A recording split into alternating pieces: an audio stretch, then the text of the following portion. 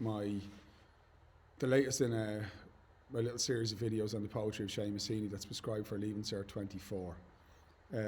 Just a couple of things before we start. Remember, there will be 5 poets prescribed. You have to have 4 ready to be guaranteed one of them will come up. You need to have between 4 and 6 poems prepared. You're not going to write about 6 poems, I don't think, but it gives you choice. So 4 poems analysed in a really thoughtful way, give you a really strong essay. If you can integrate knowledge of a 5th poem, can be very impressive. A passing reference to a 6th poem where you have just a mention of like an image that is a motif or links with other poems can add a depth and richness to your knowledge. The more you know, the better you'll be. But when you're in the real world exam, you can score top grades by dealing with 4, maybe 5 poems in an essay. Mossbawn Sunlight is one of the great poems. Oh, the other thing I wanted to mention is I know I have a backlog of emails, people looking to buy notes off me. I'll get to them over the coming couple of days. I love this poem. I'm going to do this quickly. Mossbawn was Heaney's family home. This is a reflective poem. It's a poem in dedication, and it says for Mary Heaney. It's a love poem. See there? It says a poem about love. And this is one of 2 poems. The other poem's not on the course. This is called Sunlight. Think about what sunlight does. It makes life possible, right? It provides us light and heat, so it's symbolically important. First part of the poem is, the first 2 stanzas are, they're beautifully written. They're exercises in aesthetic language, in which Heaney employs a number of techniques, sibilance, simile, and creates gustatory imagery or appeals to the sense of taste. And what he's really doing, I suppose, is just capturing a moment in time. There was a sunlit absence. The helmeted pump in the yard heated its iron. Water honeyed in the slung bucket, and the sun stood like a griddle cooling against the wall of each long afternoon. The flow of the language is just gorgeous. Really is gorgeous. The repetition of the yeses, slung, sun, and stood, capturing, I suppose, a quiet, thoughtful atmosphere. The reference to the water and how the flavour in the water from the well, the pump is the well in the garden or on the farm. They weren't connected to the water mains, but the water, the flavour of the water changing because it's a really hot day. And a reference to it being honeyed, so that sweetness, again, associations of pleasure and positivity. The heat being like a griddle, great little simile, like a griddle is like a cooking hob, like a grill. It's a beautiful kind of just picture of a moment in time. But that's not what the poem is about. Well, time is, but that first 2 stanzas is just setting the scene. This is a poem about family.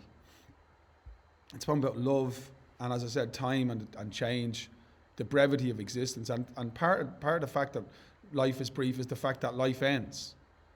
And it's a poem of celebration. It's a poem which celebrates Mary Heaney, his maternal aunt. And it just brings her to life. There's a pen portrait here. So her hands scuffled over the bakeboard. The reddening stove sent its plaque of heat against her where she stood in a flowery apron by the window. Now she dusts the board with a goose's wing. Now sits broad-lapped with whitened nails and measling shins. It's an incredibly cinematic piece of descriptive writing. Your senses are stimulated. You have onomatopoeia, which creates that aural image of, you can hear the sound. You have this, attention to detail. She dusts the board with a goose's wing. She's broad-lapped. Again, by the way, that little calling card of Heaney, the compound word adjective. Her nails are whitened from the flour she's working with. Her shins are measling. He's describing her in immense detail, and it's like a little home movie playing in his head. It's a memory. He writes memory poems. That's why the repetition of now she dusts, now sits. He's playing the image through in his head. It's cinematic. It's cinematic imagery. And he's describing her in such detail. And he's describing her accurately. Like, maybe she didn't want people to know her shins were measling or her lap was broad. But the point is that as she was perfect, because as she was loving. And as a child, her presence in the home was utterly positive. There she is, working for the family, baking scones for the family. That's what she did. Even on a hot day outside, she's inside working for the family. And for me, there's two images in this poem, which is... And the first one is the plaque of heat. When I say a haptic image, I mean an image which stimulates like the sense of, like the sense of touch, or, you know, the feel sense, physical feeling. Because if you ever open the oven door, you'll know that like this big wall of heat comes out. It's like a plaque, it hits you. Very clever image. And we get that in terms of the narrative of the poem. Heaney is a narrative poet, he tells stories. But the plaque of heat is also, for me, it's a brilliant metaphor about memory. And about how you can forget things, or you forget how important things are. And then suddenly when that memory is triggered, it hits you. And if it's a loving memory, if it's a memory which evokes feelings of gratitude and of appreciation, it's a plaque of heat. So Heaney is hit by a plaque of heat as he writes this poem. He's looking back as an adult at his childhood, and he's remembering these little sacrifices that people who loved him made for him and his family. He's celebrating the ordinary, and he's finding the extraordinary in it, in the tradition, I think, of Patrick Kavanagh. And then you have the last two stanzas. And the last two stanzas are just fantastic. Here's a space again.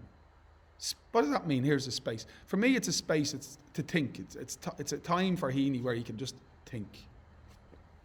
And what's he thinking about? The scone rising. What about that? That's the camera zoning in, you know, on the oven. You can see the scones rising. To the tick of 2 clocks. Now, again, I've got so much highlighted here, but such a great poem. You got the alliteration of the T. You got the onomatopoeia of the tick. And then you got that metaphor, there's 2 clocks. What do you mean 2 clocks? Why would there be 2 clocks in the kitchen? Well, clearly one is literal and one is figurative. The one in the kitchen is the sound. He's bringing the sound of this place to life.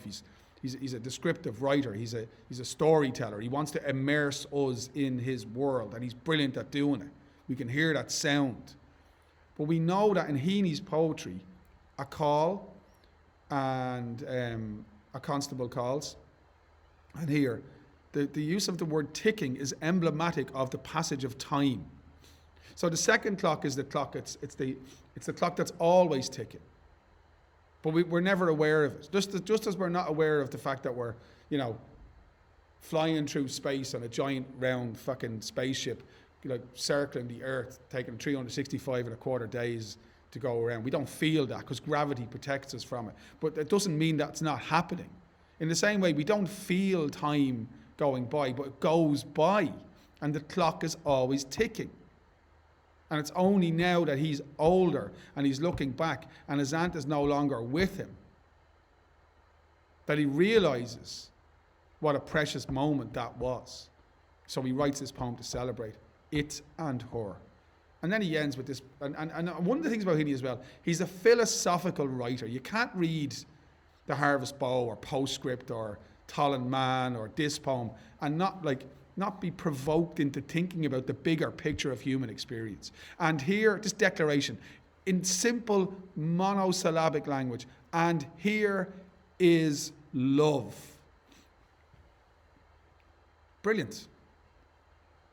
This grand statement, which he then juxtaposes with this image of simplicity. Like a tinsmith scoop. Look at the little simile. See the simile there? Like a tinsmith scoop, sung past its gleam in the meal bin. Tinsmith scoop is a little instrument that you use to measure out the ingredients. It's something simple and of no real intrinsic value until you can't find it anymore. And then when you haven't got it anymore, you realize, God, that was very useful. It's just left in the meal bin as a container for meal, for the ingredients, for the scones, for the baking material. And the tinsmith scoop, of course, is a metaphor for his Aunt Mary and for all those people in your life who you love and who we take for granted, because we just presume they're always going to be there. And they're not always going to be there. And Heaney takes the time in this poem to appreciate the gift and the beauty that was his Aunt Mary and her love in his life. And that makes me think of all those people in my life who I love and who I appreciate, and probably don't do it often enough. If you like the video, do that. Thanks a million. Good luck in your mock exams.